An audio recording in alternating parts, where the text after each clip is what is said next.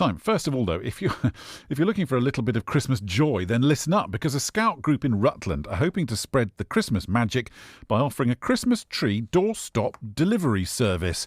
Well, the service is in its second year and has already had more orders than this time last year. All you do is order your tree from Denmark, and the Oakham Scouts group will deliver it to your front door. Chris Elmer is the man behind the idea from the group and joins us now. Chris, hi. Ben, hi. It's good to talk to you. What a great idea. So how does it work then? Well, we have a supplier in the UK, so they get the trees from Denmark and deliver them to us in Rutland. And if you live in LE15 or PE9, so Rutland and Stamford, or out towards Somerby, so it's quite a nice compact area for deliveries, you can order your tree from us, and they are the Nordman firs, the premium, what people call non-drop. And on the 5th of December, assuming you've ordered your tree by next Thursday, 26th of November, we will deliver them to you, and for a small fee, we'll pick them up again after 12th night on the weekend of the 10th of January. So, I mean, there are so many things going through my mind. First of all, why are you doing it? It's a great idea. Well, I'm copying a friend of mine's fundraiser. So what I was looking for, because I've come from South East London, and it's just too big. The beauty of Rutland and Stamford is everyone knows if they live there. If you live in Langham or Manton or wherever, people know exactly that you come within the catchment. We can offer the absolute best trees. These are the ones that go to the best garden centres. But without some of the overheads, we do still take a fundraising profit, obviously. One of the most valuable things we've got is volunteer time. So we don't want to spend days and days fundraising for not much return. So the nice thing here is there's a decent profit that can get put back into, subbing the less well-off young people on camps and activities, paying for leader training. But leaders aren't putting in weeks of work. There's a hard days delivering and a hard days picking up the trees. But in return, we make some decent profit. Well, it sounds like normally we can involve the Scouts, but sadly this year's a bit different. Well, I was going to say, so how, logistically, how are you doing it then? Well, one of the big risks would be if we were selling them from the roadside, because we'd have to, put up a few grand in trees on the off chance we might not sell some and take a loss. This way, we take the money in advance, we order the trees get delivered to us.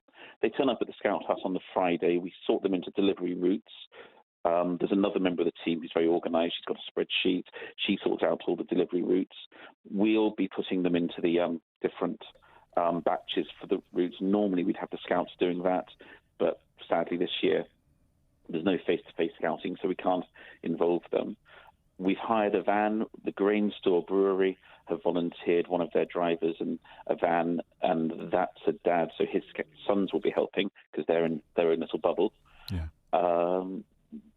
Playscapes have volunteered their van as well, and so we'll have 3 vans buzzing around the countryside delivering trees. All in a day. And it seems to me that, you're obviously making some money out of this to help the Scouts, of course, yeah.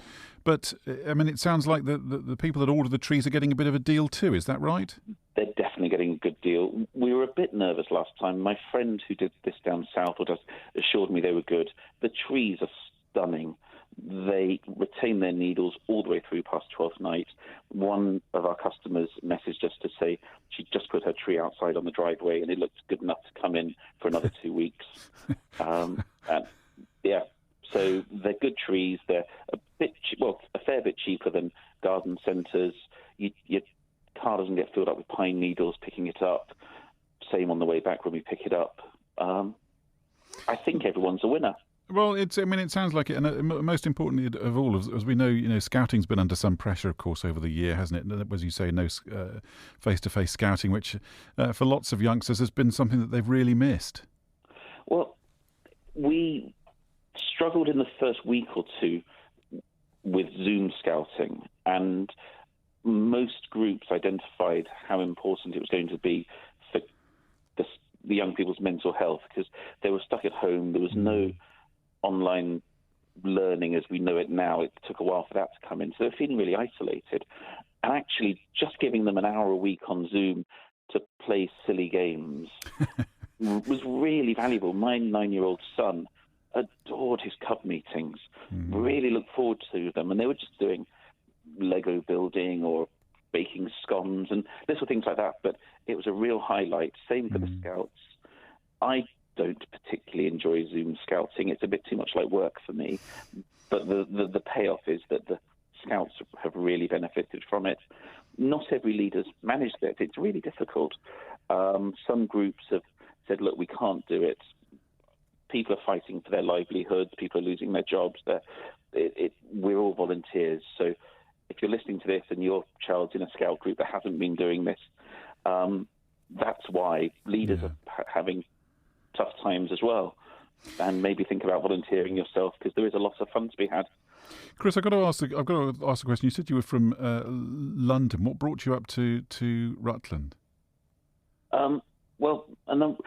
We've got I've got a 10-year-old now and a 3-year-old. We were approaching secondary school selection time, and in southeast London, you pay a huge. It's really dull. You pay a huge premium to be near a decent secondary school. Even house prices are horrific.